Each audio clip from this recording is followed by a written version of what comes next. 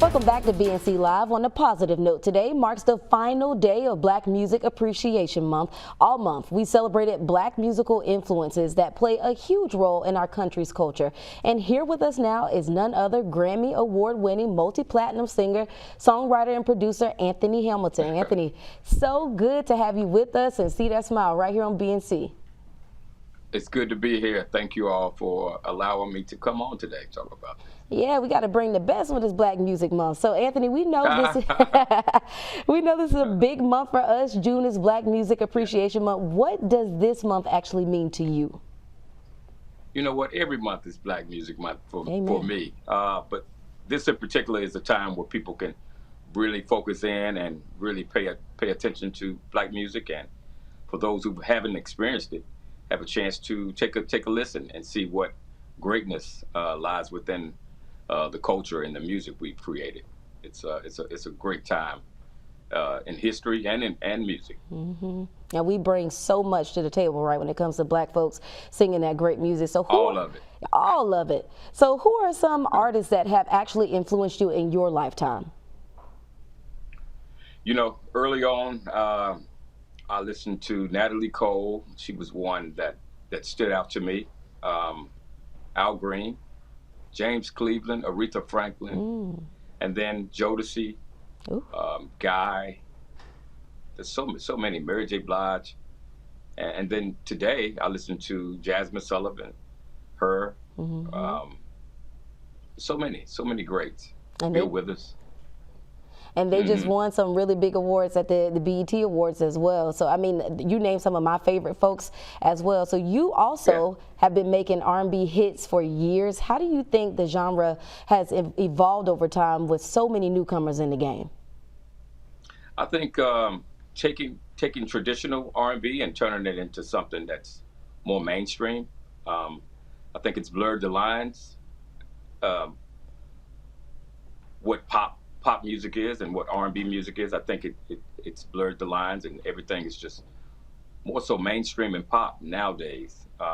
And hip hop has become pop. I think you know, today's genre, it's a collective. I say it's a mesh of hip hop, R&B, and new sound pop. I'm excited about it. I think there's a lot of great talent to be listened to. That is so true. And you have such a soulful voice. You've been making music for years, as I talked about. For the youngins who are coming up behind you, I know they're always listening for some good advice about how did they get started, how did they become Anthony Hamilton. Tell them about that. I think daring to be yourself. I think being totally who you are, being transparent in your music. It's okay. Doesn't mean you have to tell it all your business, but to have some truth in your music, it goes a long way. People could connect with it. I'm someone who speak about real life things that you could actually touch and feel and remember, and sing your tail off. Yeah. Write a good song. And does your music typically tell a story? A lot of times, yeah. It'll tell my story or a story that I've, you know, been influenced by, whether being inside that story, a character, or just seeing a bystander, watching life go by for someone else. I think definitely life influences everything I sing. And Anthony, you've been working hard during this pandemic. You've been working on some new music. Your single, "You Made a Fool of Me," is now out. It sounds like a song that's about heartbreak. We all have been there, Lord Jesus. So tell us about this record. You know, being in the studio with Jermaine Dupri and my friend Eddie Kane, we were just reminiscing on like life and songs and what songs stand out and what things stand out in our life as men. And being made a fool of is something that men don't take too well. And to speak about it, we wanted to capture the hearts of those who loved Charlene. And you know, this was something that was really familiar to all of us, and so this is what came out of a boys' corner. So you had to speak up for the fellas, right? Because typically we know the women will go on and on. And for the women, some women have been made a fool of and have made fool of people. So just real stuff that happened in relationships. And I know this one pretty close. Yeah, unfortunately, like I said, we've all been there. So talk about your first album since 2016. What I'm Feeling is coming out in September. What's the inspiration behind your new album? I think coming through the pandemic and coming through the racial injustice and all those things, I wanted to heal people from some of that stuff. Uh, Relationships went through some trying times during the pandemic, being home, stuck with people. So I wanted people to know, like, it's okay to not agree, to disagree, but it's okay to fight for what you believe in, and just to heal people through what we've been through and prepare them for life on the other side of heartache and hard times. So this album is an album that will give you everything you need. When you leave the house and you got your backpack, you need to have this new album in it. I love it. I'm telling you, that song I was listening to earlier, I said, oh, this is good. Oh, Yeah. And so, one of the questions that I have for you is how did you become who you are today? Did music help shape you into the man you are today? Definitely. I think music gave me a place to be safe, to feel safe enough to grow up and safe enough to hear, see, and feel my flaws and to look at myself.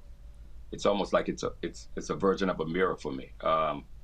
Things I may not say to you, I may write it, and I think music gave me a place to get to know other people and their lives and their travels. So it's almost like reading a book, but it's just a different way that it's delivered to me. Yeah, I love that. And everyone needs an outlet because we struggle with so much just day to day. I want to ask you too more about your album. Did you collaborate with any artists or big names for this album? I know you mentioned Jermaine Dupri. Anybody else that we could expect coming from it? Yeah, Rick Ross. I got one with Rick. It's a problem. It's a real good problem to have. It's called Real Love. And speaking about real love, it kind of reminds you of like what's the 411 Mary J. Blige or My Life. Kind of has that kind of feeling to it. I actually got Little John on the record. That it's a real cool rendition of an Anthony Hamilton and Little John record, which it won't feel out of place. I think it's going to be one of the favorites. And there's a young lady who's an incredible actress and singer and phenomenal voice. We're doing a remake of a song.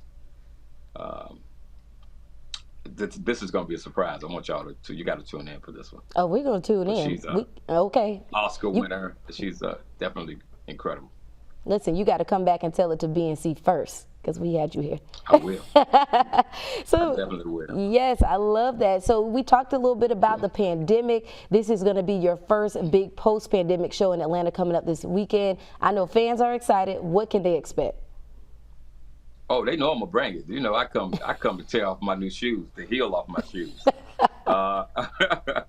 So yeah, I haven't been, I ain't been nowhere in a while. So expect for me to be excited, just as excited as my fans, and to unveil some new songs, to sing some of the new songs, and to showcase those, and to sing the classics, and just to connect with the people in a way that that feels familiar to them, so that they can have a good evening and feel like we're all one.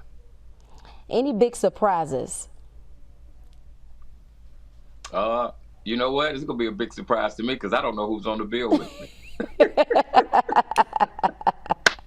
Okay. Look, I'm waiting to find out who's on the bill, so I may be just as surprised as the people. But nonetheless, Chastain Park is always a great venue. You get to see the potato salad out, the boxes of wine, and people having a great time. So I'm excited about that. But I'm gonna have a new outfit, something they ain't never seen, the color that they ain't never seen. So you might as well get your shades, clean your shades off, because it's gonna be something. It's gonna be appealing. I love it. You say you're gonna be popping, right? Well, I want to ask you. You got to be popping, just like I love this hat you have on today. Huh? I said, just like I love the hat you have on today. Yes. Oh, thank you. I appreciate it. Yes. I got so many other ones sitting around looking at me like, Pick me, Daddy. Well, you know what? One of the questions that everybody wants to know, you've gotten into acting, author, and publisher, a whole list of accomplishments. What's next on the list for you? What haven't Anthony Hamilton done? I think directing, I have a really keen vision, and I have a really good ear. Directing and being my own CEO of my record label, my music box, putting out new talent and gearing up some young, hungry talent to come out and capture the world with music and capture the hearts of people and to write movies. That's awesome. And what's been the most rewarding for you through this process, your journey as a musician and an artist? I think being a father through it all and introducing my kids to something amazing, for them to see me grow as a man and to know that things are available. Singing for the Obamas was a great thing. Going to Nelson Mandela's home was great. And 18 Grammy nominations, just to let people know that, okay, this guy's really been taken serious and he takes his craft serious. Well, we love it, and we are wishing you all of the best with your new album. I can't wait to hear those songs and see your big surprises and see you back here right here on BNC. Anthony Hamilton, we appreciate your time today. Thank you so much. Thank you for joining us. You're wearing that red, too. You better wear that red. I got to do it. I'm a Delta. What? Yes. Crimson. All right. Take care.